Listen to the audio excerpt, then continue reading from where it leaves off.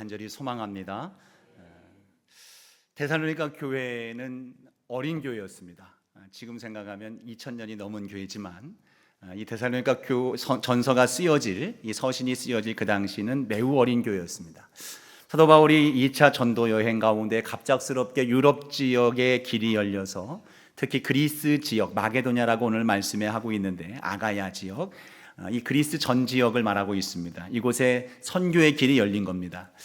사도 바울이 유럽 지역에 들어가서 첫 번 선교한 도시가 빌립보였습니다. 이 빌립보에서 복음을 전하고 믿음의 사람들이 생겨나며 교회가 형성이 됩니다. 근데 그곳에 바울의 복음 전함을 시기하고 미워하여 바울을 핍박하기 위해 쫓아온 유대인들이 있었기에 바울은 그 자리에서 쫓겨나서 여러 도시를 거쳐 도착한 곳이 데살로니가라고 하는 지역이었습니다.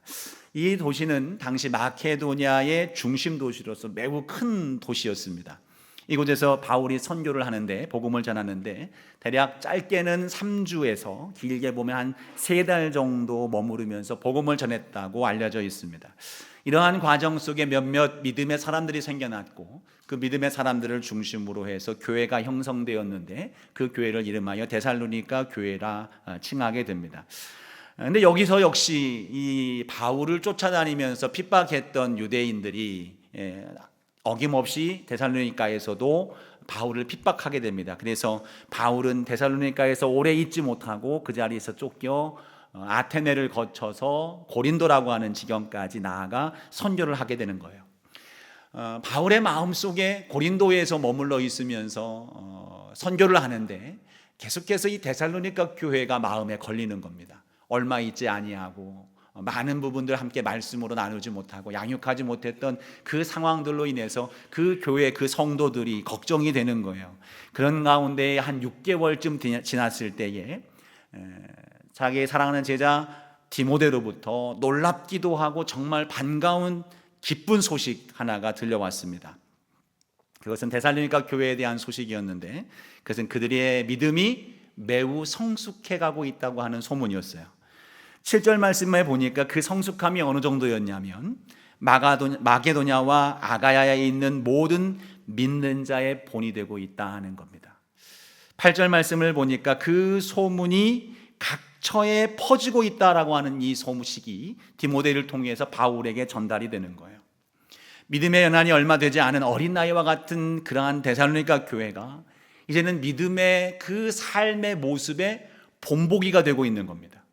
하나님의 큰 은혜고 축복이 아닐 수가 없습니다. 누군가의 본이 된다는 것, 여러분 정말 어려운 일이라는 사실을 우리는 알고 있어요. 뭔가 다르다는 대중적인 동의가 있을 때에 비로소 본이 될 수 있는 자가 되는 겁니다. 당시에도 학업적인 어떤 학문적인 업적을 이룬 사람들이 있었고 전쟁에서 승리한 군인들도 있었습니다. 정치인들도 있었고 사업에 성공하여 큰 부를 이룬 사람들도 있었고 그러한 사람들이 그 시대의 많은 젊은이들의 많은 사람들의 본보기가 되는 그 삶의 모델이 되기도 했습니다. 그런데 데살로니가 교인들은 그들의 믿음 때문에 고난당하고 핍박당하는, 그 당시 예수님을 믿는 믿음 때문에 경제적인 곤고함 속에 처할 수밖에 없는 그러한 사람들이었어요.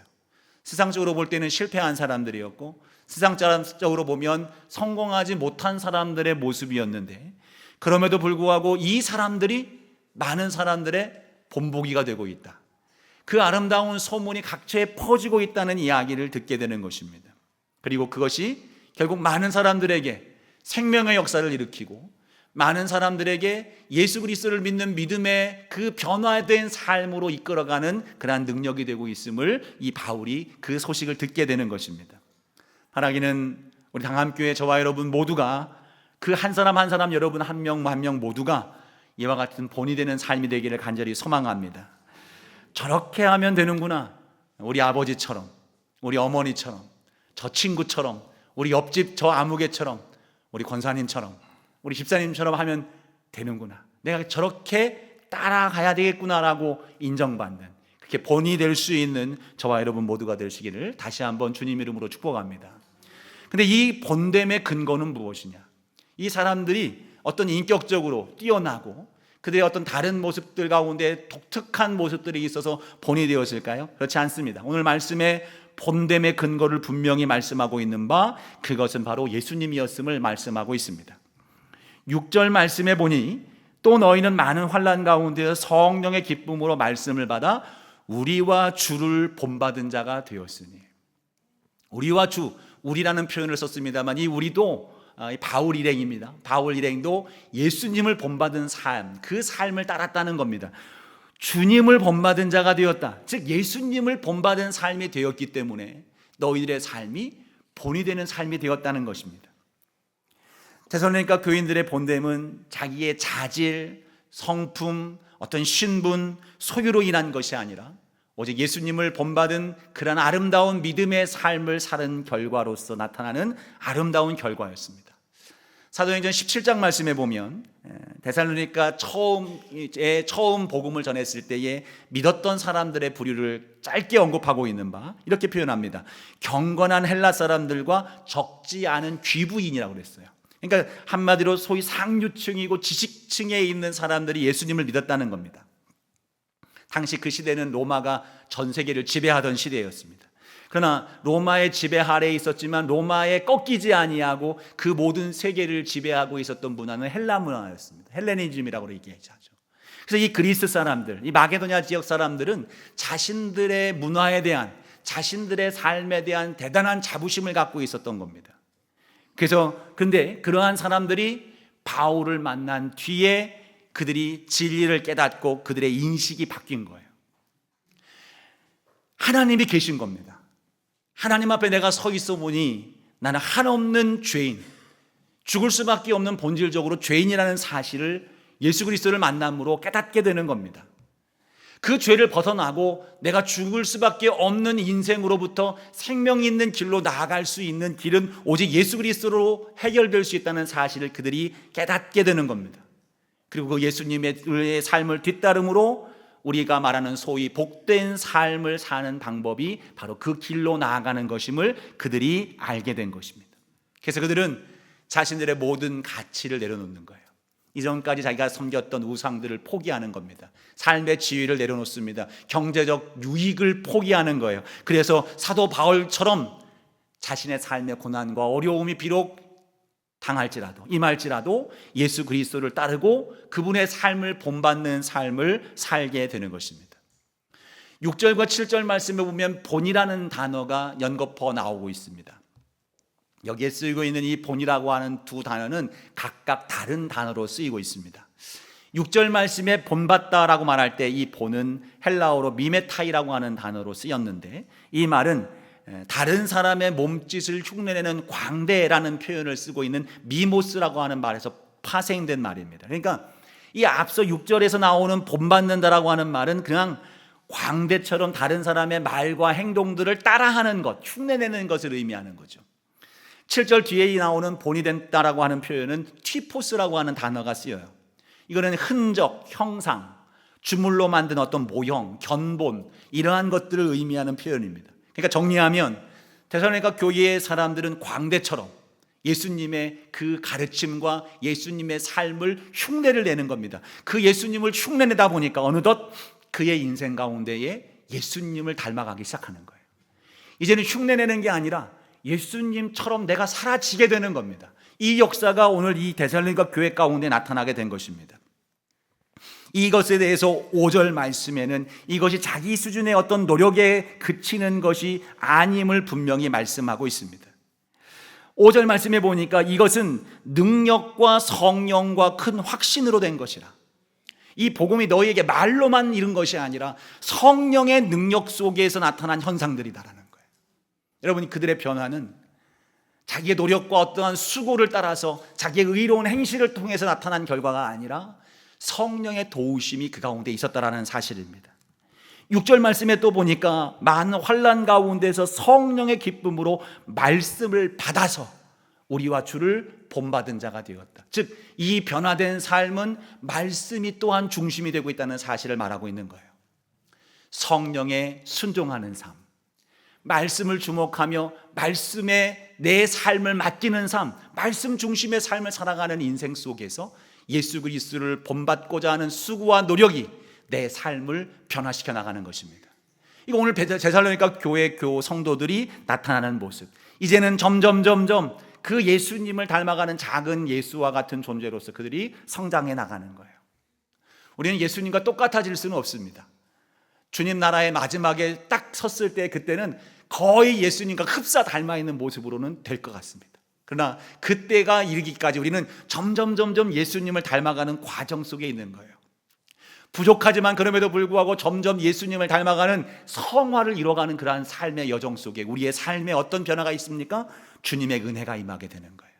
주님의 능력이 우리 가운데 나타납니다. 주님의 권세가 그 가운데에 내가 아니라 나를 통해 드러나시는 예수 그리스도의 그 능력이, 그 권세가, 그 은혜가 우리를 통해 드러나게 되기 시작하는 것입니다.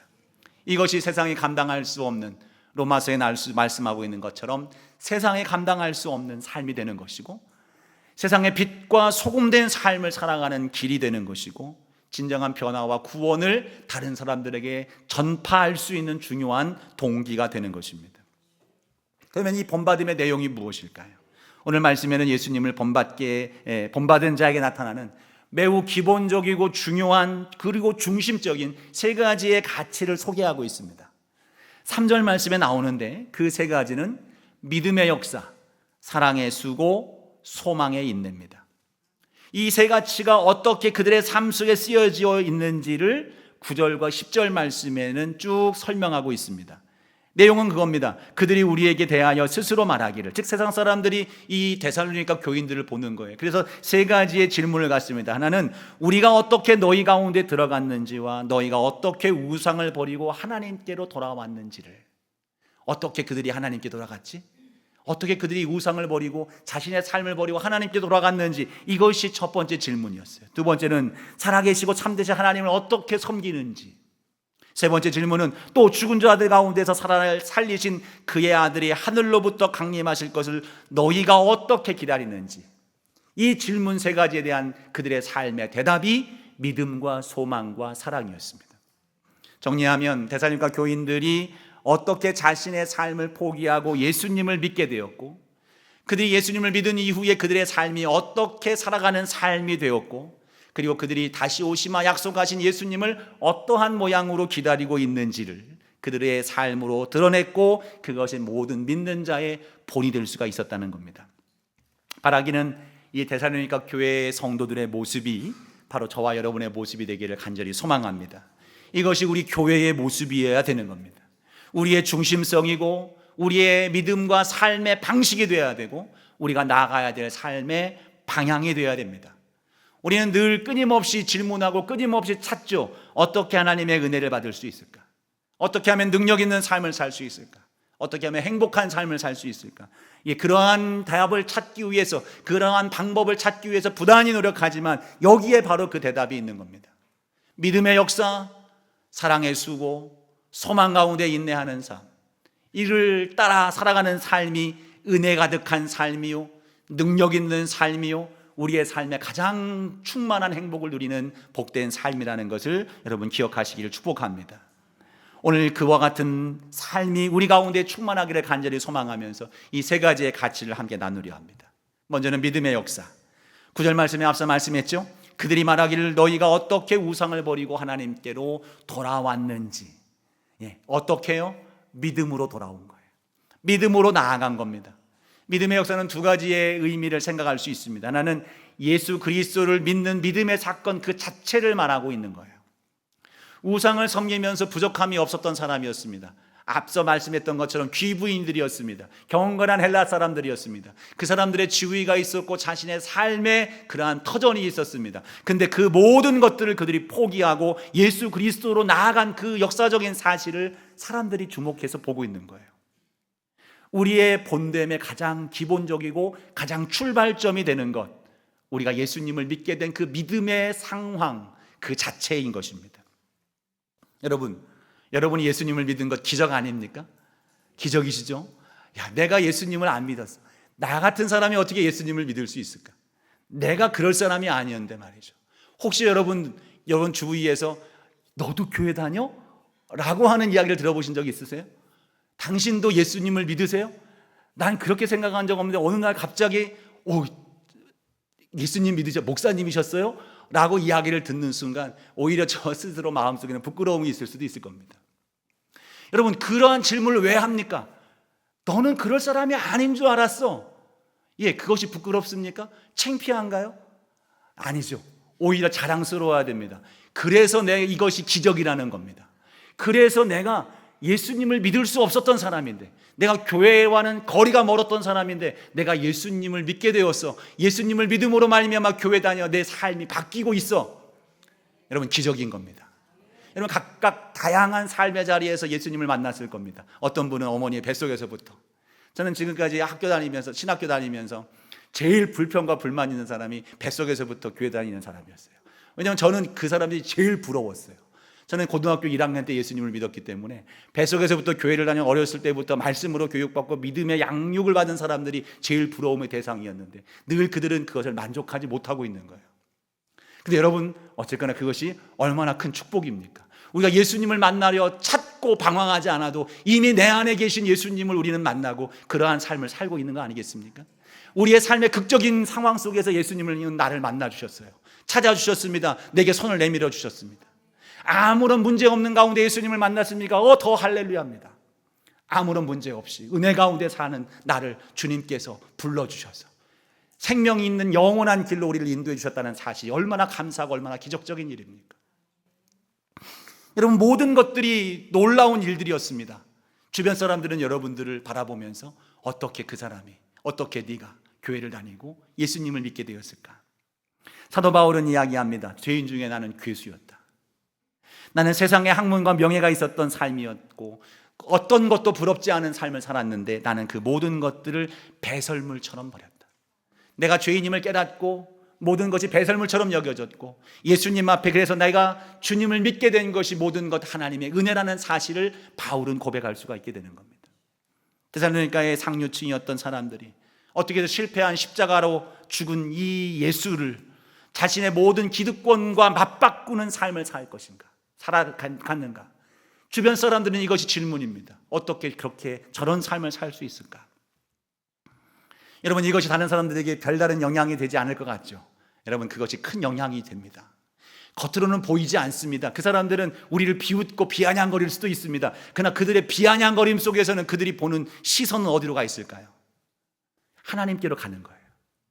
저 사람이 어떻게 예수를 믿을 수 있을까? 저 사람이 어떻게 교회를 다닐까? 저 사람이 표현하는 무엇을 근거한 것일까? 라고 하는 질문이 교회를 바라보게 하고 하나님을 바라보게 하고 예수 그리스도의 복음에 귀를 기울이게 하는 겁니다. 그것이 비록 작은 것일지라도 그 막힌 담과 같은 마음을 우리의 그 변화된 모습으로 그 벽을 쪼개는 겁니다. 치는 거예요.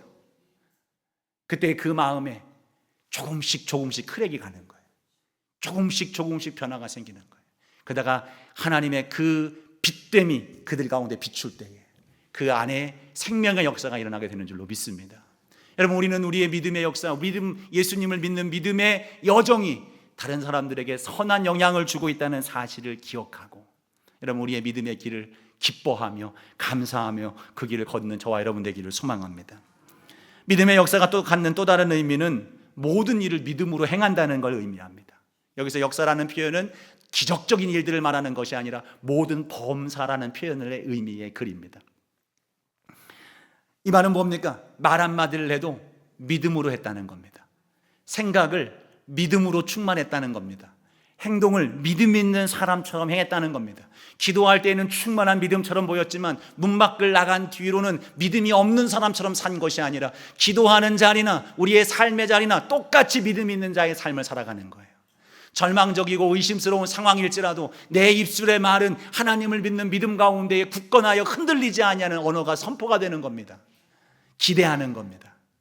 히브리서 11장 1절 말씀에 보면 그러한 믿음의 결과는 무엇입니까? 믿음은 무엇인가요? 믿음은 바라는 것들의 실상이요 보이지 않는 것들의 증거라고 했습니다. 불확실성 속에 있고 보이지 아니한 것들 중에 믿음을 가지고 그 길을 걸어갔던 사람들이 그 이후의 말씀 속에 보면 쭉 그 믿음에 따라 그들이 성취하고 이루어갔던 아름다운 역사들을 설명해주고 있는 말씀이 히브리서 11장의 말씀인 거예요.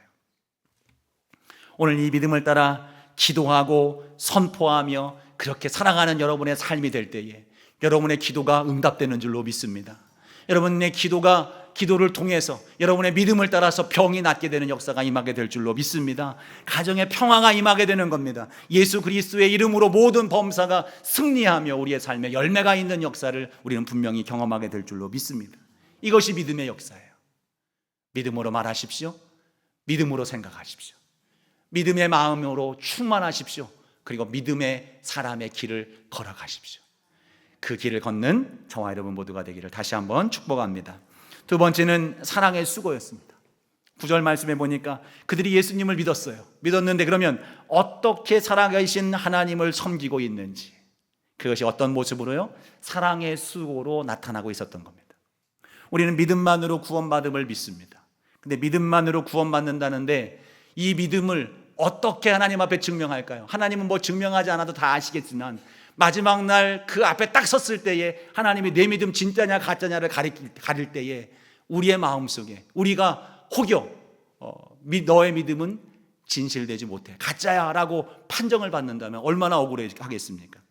그래서 마태복음 7장에서도 예수님께서 21절 말씀에 나더러 주여 주여 하는 자마다 천국에 가는 것이 아니라 아버지의 뜻대로 행하는 자라야 들어간다라고 말씀했어요. 주여 주여 부른다는 건 무엇입니까? 믿음 있는 길을 걸어가는 삶입니다. 근데 믿음의 길을 걸어가는 것 같았지만 주님 앞에 섰을 때에 우리가 천국에 들어갈 수 없는 상황도 생길 수 있다는 거예요. 그렇다면 우리의 믿음을 우리는 증명해야 됩니다. 우리의 믿음이 정말인지 가짜인지 이걸 우리는 판별하고 분별할 수 있는 지혜로움이 있어야 되는 거예요. 그럼 어떻게 분별합니까? 마태복음 22장 보면 좀 전에 마태복음 7장 말씀에 보면 하나님의 뜻대로 행한 자만이 들어갈 수 있다는 거예요. 그리고 그 열매를 맺은 자가, 즉 이 말은 무엇입니까? 믿음만으로 가는 그 나라는 그 믿음의 결실이 우리의 삶 속에 반드시 나타나게 된다는 겁니다. 그 믿음의 결실이 행함으로 드러나게 되는 이 상황 속에서 우리는 우리의 삶을 보고 나의 믿음을 진단할 수가 있게 되는 겁니다. 이때의 그 믿음의 진단의 기준은 무엇일까요? 마태복음 22장에 보면 하나님을 사랑하고 이웃을 사랑하는 것, 하나님의 계명입니다. 하나님의 뜻입니다. 이걸 말씀하고 있습니다. 결국 결론적으로 무엇입니까? 믿음은 행함으로 나타나야 되는데 이 행함은 무엇으로? 사랑을 행함으로 나타나는 것입니다. 즉 사랑이 우리 믿음의 증거가 되는 것입니다. 여러분 사랑을 하는 것 매우 익숙하죠? 오늘도 여러분 사랑을 행하고 오신 줄로 알아요. 근데 여러분 많은 부분 우리는 우리의 사랑, 우리의 방식의 사랑, 육적인 사랑 이러한 것들 중심으로 사랑하는 경우가 허다합니다. 근데 오늘 말씀 사랑에 수고할 때 이 사랑은 우리가 육적으로 일반적으로 주고받는 사랑의 개념이 아니라 하나님께서 우리를 사랑하실 때 쓰신 그 사랑, 아가페의 사랑으로 말씀하고 있는 거예요. 아가페의 사랑. 그 사랑도 역시 이 아가페의 사랑을 이루기 위해서 어떤 것들이 필요하냐? 수고로움이 필요하다는 거예요. 사랑할 행함에 있어서 수고가 있는 그러한 사랑, 이 사랑이 우리 삶 속에 나타나야 되는 것이 마땅한 일이다. 이것이 바로 예수 그리스도의 삶의 모범인 것입니다. 로마서 5장 8절 말씀에 보면 이렇게 말씀을 합니다. 앞에 글씨 나오는데 우리 함께 읽어볼까요? 시작. 우리가 아직 죄인 되었을 때에 그리스도께서 우리를 위하여 죽으심으로 하나님께서 우리에 대한 자기의 사랑을 확증하셨느니라. 아멘. 예수님은 말씀으로만 내가 너희를 사랑한다 말씀하지 아니하시고 우리를 사랑하셔서 친히 이 땅에 사람의 몸을 입고 내려오셨습니다. 말씀으로만 우리를 사랑한다 힘내라 말씀하신 것이 아니라 우리의 죄를 용서하시고 씻기 위해서 대신 십자가에 못 박혀 죽으신 예수님이십니다. 이것이 예수님의 사랑이고 이것이 하나님의 사랑인 겁니다. 이 수고로움, 생명까지 내어놓는 그 수고로움이 우리 가운데 필요하다는 것을 분명히 말하고 있어요. 예수님은 그 십자가를 지고 나를 따르라 말씀하셨습니다. 너희들도 그 길을 따르라 라고 말씀하시는 그 말씀 앞에 순종하는 저와 여러분이 참된 믿음의 사람이고 우리는 부단히 그 길을 걷도록 성령의 도우심과 말씀 아래 거하여 순종하며 나아가는 삶을 살아내는 성도가 되어야 될 것입니다. 빌립보서 2장에 보면 이러한 예수님의 사랑을 따라 행하기를 소망하며 그리스도 예수의 마음을 품으라고 말씀했어요. 그러면서 우리에게 이 사랑의 원리를 여러 가지 제시하시고 말씀하시는다. 그 중에서 그 사랑의 첫 출발점을 무엇이라고 말씀하느냐? 같은 마음을 가져라. 같은 마음을 가지라고 말씀하고 있습니다. 여러분 사랑은 같은 마음을 갖는 것부터 시작됩니다. 내 남편의 마음이 되어주고, 내 아내의 마음이 되어주고, 내 이웃의 마음이 되어주는 거예요. 원숭이가 개울을 건너다 보니 그 개울에 물고기 한 마리가 퍼덕거리고 있습니다. 그냥 지나가려다 보니까 물고기가 너무 불쌍한 거예요. 이 물고기가 물 속에 갇혀서 빠져서 허우적거리는 모습을 원숭이의 마음속에 너무 안타까움이 있어요. 그래서 얼른 내려가서 물고기를 잡았습니다. 잡아서 잔디밭에 고스란히 내려놓고 기쁜 마음으로 돌아가는 거예요. 원숭이는 사랑하는 마음으로 이 일을 했지만 이 물고기는 사랑이라는 이름으로 죽음을 당했습니다. 여러분, 우리가 끝까지 언제나 우리 가족들에게, 우리 이웃들에게 말합니다. 나는 나의 사랑을 최선을 다해서 했다는 거예요. 나는 정성을 다해서 힘을 다해서 사랑했다고 이야기합니다. 근데 그것은 자기 방식의 사랑을 강요한 것에 지나지 않는 것이 많은 무수가 포함되어 있다는 것을 우리는 생각해야 됩니다. 그 사람의 입장이 되어지고, 그 사람을 이해해주고, 그 사람의 눈높이를 맞추어주고, 그의 필요를 공급해주는 것, 이것이 우리가 마땅히 행해야 될, 주님이 우리에게 모범을 보이셨던 그 사랑의 아름다운 모습인 겁니다. 예수님은 심판자로서 우리에게 채근하신 하나님, 늘 채찍질을 들고 우리에게 닥달하시는 하나님이 아니십니다. 친히 예수님께서 성육신하셔서 우리같이 되셔서 우리와 함께 고통을 당하시고 우리를 불쌍히 여겨주신 그 주님이십니다. 천국으로 나아가는 길로 나아가라, 이 길로 가면 된다라고 가르쳐 주시는 예수님이 아니라 친히 십자가를 짊어지심으로 말미암아 그 길이 되어 주셨어요. 그 생명이 되어 주셨습니다.